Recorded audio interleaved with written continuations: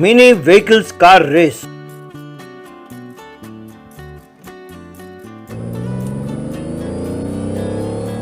किस्मतपुर नाम के गांव में देवेंद्र नाम का व्यक्ति छोटे बच्चों के लिए कई किस्म के खिलौने वाले कार बेचता था, लेकिन उस गांव के बड़े लोग छोटे बच्चों को उन खिलौनों के साथ ना खेलने देते हुए खुद ही उन कारों में बैठकर चलाते रहते थे।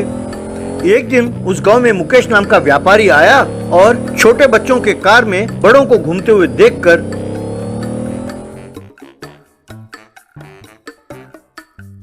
अरे ये क्या, तुम और तुम्हारी ये छोटे कार, अरे गधे जितने बड़े हो गए हो तुम लोग। एक पाइनएप्पल कार में घूम रहा है, एक बूट कार में घूम रहा है।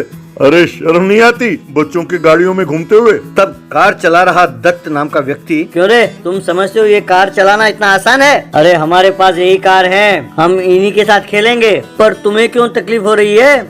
अरे शर्म आनी चाहिए बच्चों के खिलौने के साथ खेलते हुए। यूं कह रहा था कि तभी देवेंद्र वहां पहुंचा। चलो मान लेते हैं हमारे कार घटिया हैं, पर कम से कम हमारे पास ये तो हैं। पर तुम्हारे गांव वालों के पास क्या है? अच्छा, तो आप ही इस गांव के हीरो हो हा? इन घटिया कारों के व्यापारी। तुम जानते हो हमारे गांव वाले एकदम अपडेट हो गए हैं, उनके पास लेटेस्ट मिनी कार्स हैं, एक से बढ़कर एक गाड़ी चलाते हैं। उनके सामने तो कार रेसर भी काम नहीं आते।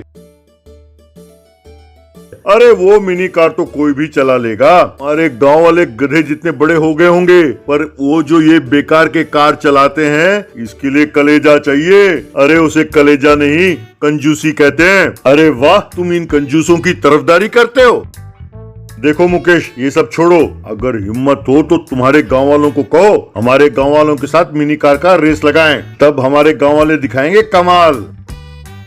अरे आना तो छोड़ो, तुम्हारे इस घटिया कार को ही चलाएंगे और रेस जीत कर दिखाएंगे। बोलो रेस कब लगाएं और शर्त क्या है ये भी बता दो।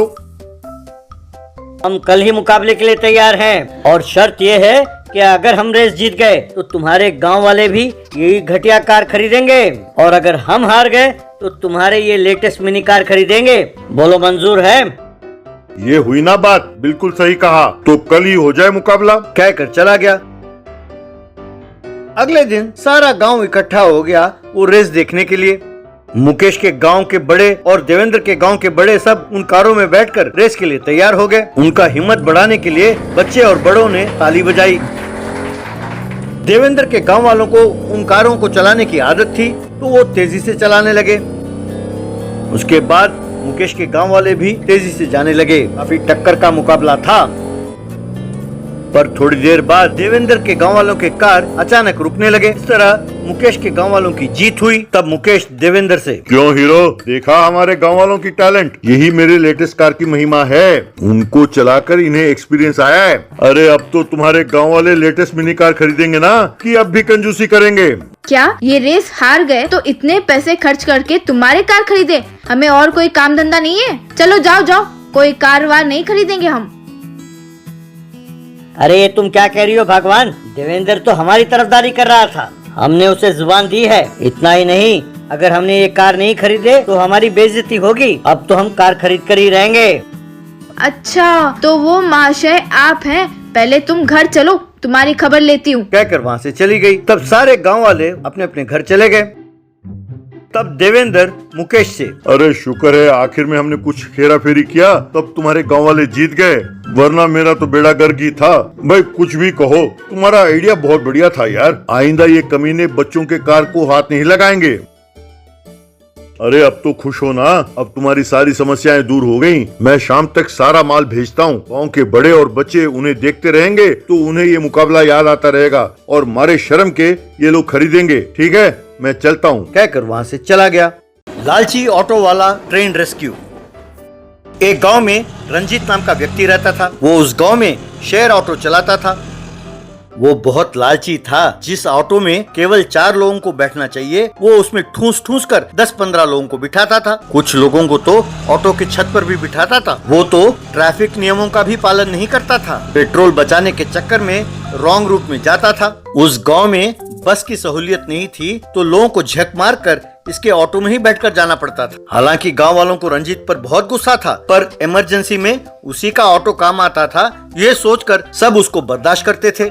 रंजीत लोगों से ज्यादा पैसे वसूल करता था। कोई उससे पूछता कि रंजीत, इतनी सी दूरी के लिए इतना पैसे क्यों मांग रहे हो?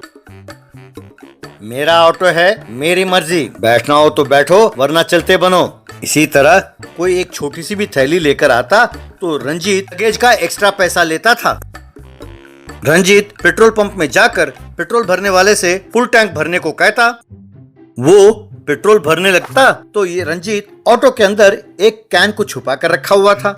उसने उस कैन को पेट्रोल टैंक के साथ जोड़ रखा था। पेट्रोल पंप वाला पेट्रोल भरता तो उसके टैंक से उस कैन में पेट्रोल भरने लगता। इस तरह पेट्रोल पंप वाला चाहे जितना भी पेट्रोल भरे, इसका पेट्रोल टैंक भरता नहीं था। आखिर में जब अंदर वो कैन भर जाता तब इसका पेट्रोल टैंक भरता। रंजीत उस पेट्रोल पंप वाले को आधे पैसे देता और क्यों भाई, फुल टैंक इससे ज्यादा पैसे नहीं लगते, तुम्हारे मीटर में कुछ गड़बड़ है, मैं तुम्हारी शिकायत करूंगा कहकर उल्टा उसे डराता था।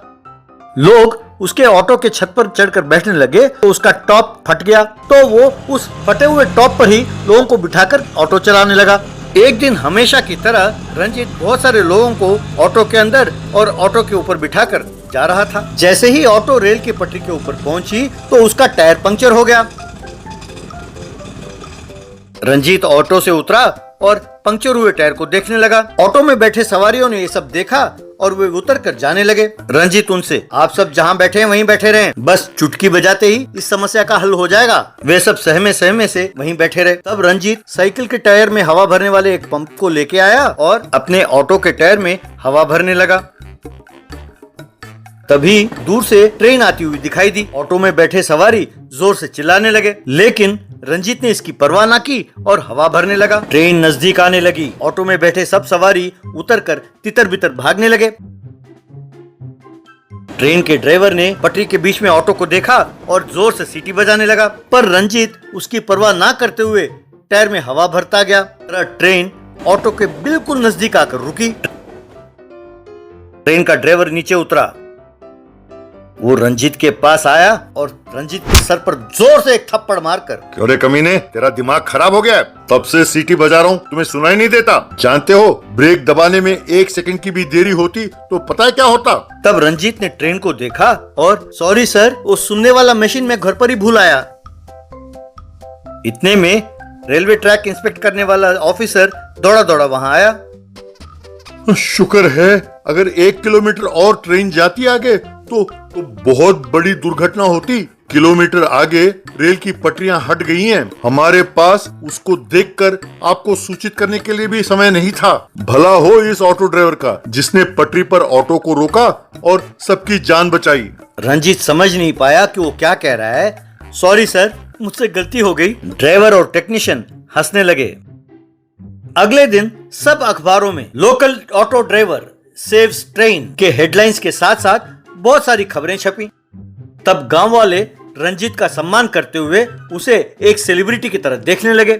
सरकार ने उसके लिए इनाम की घोषणा भी की। रंजीत, जिसको सबकी गाली सुनने की आदत थी, उनका प्रशंसा सुनकर बहुत खुश हुआ। जब मुझसे अनजाने में सबकी भलाई हुई तो सब मेरी तारीफ कर रहे हैं, और अगर मैं जानबूझकर सबके लिए अच्छा करूं तो पता नहीं और कितना मेरी तारीफ करेंगे, ऐसा सोचा। सरकार ने जो इनाम उसे दिया था उससे उसने 2 बस खरीदे। तब से वो ट्रैफिक नियमों का पालन करते हुए ईमानदारी से और वक्त पर बस चलाते हुए लोगों को सुविधाएं देने लगा।